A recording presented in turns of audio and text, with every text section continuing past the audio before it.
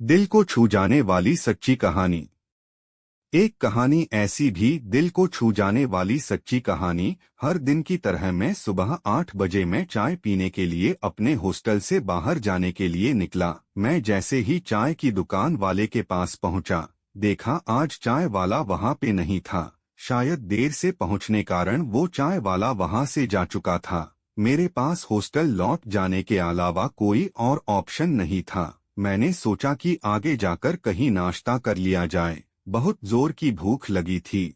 मैं आगे की होटल की ओर जा रहा था, तभी मेरी नज़र फुटपाथ पर बैठे दो बच्चों पर पड़ी। दोनों लगभग 10 से 12 साल के रहे होंगे। बच्चों की हालत बहुत खराब और कमजोर नजर आ रहे थे।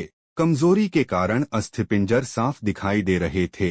वे भूखे लग रहे थे। छोटा बच्चा रोते हुए बड़े भाई को खाने के बारे में कह रहा था। बड़ा भाई उसे चुप कराने की कोशिश कर रहा था। वो जानता था ना तो मेरे पास पैसे हैं, ना ही खाने के लिए भोजन जिससे मैं अपने छोटे भाई की भूख मिटा सकूं। वो भी लाचार बैठा भूख से पागल होए जा रहा था। मैं अचानक रुक गया। दौड़ती भागती जिंदगी में एकदम से ठहर से गए।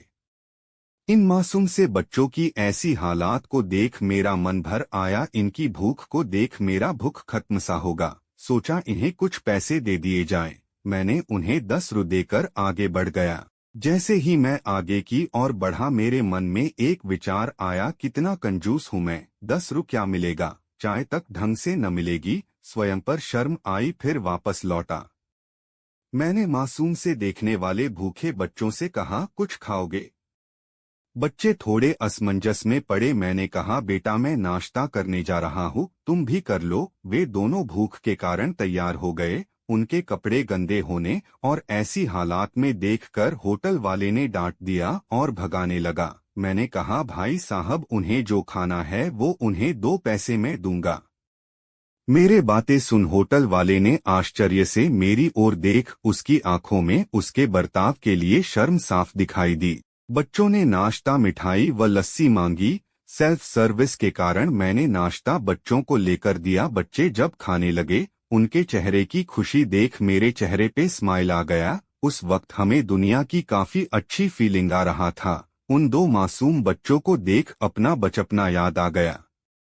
होटल से निकलने के बाद मैंने बच्चों को कहा, बेटा जो पैसे मैंने दिए हैं उसमें 2 रु का शैम्पू लेकर हैंड पंप के पास नहा लेना और फिर दोपहर शाम का खाना पास के मंदिर में चलने वाले लंगर में खा लेना। और मैं नाश्ते के पैसे देकर फिर अपनी दौड़ती दिनचर्या की ओर बढ़ निकला। होटल के आसपास के लोग बड़े सम्मान के साथ देख रहे थे। होटल वाले के शब्द आदर में परिवर्तित हो चुके थे। मैं अपने हॉस्टल की ओर निकला। थोड़ा मन भारी लग रहा था। मन थोड़ा उनके बारे में सोचकर दुखी हो रहा था।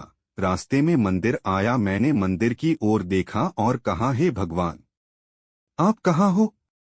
इन बच्चों की ये हालत, ये भूख, आप कैसे चुप बैठ सकते हैं?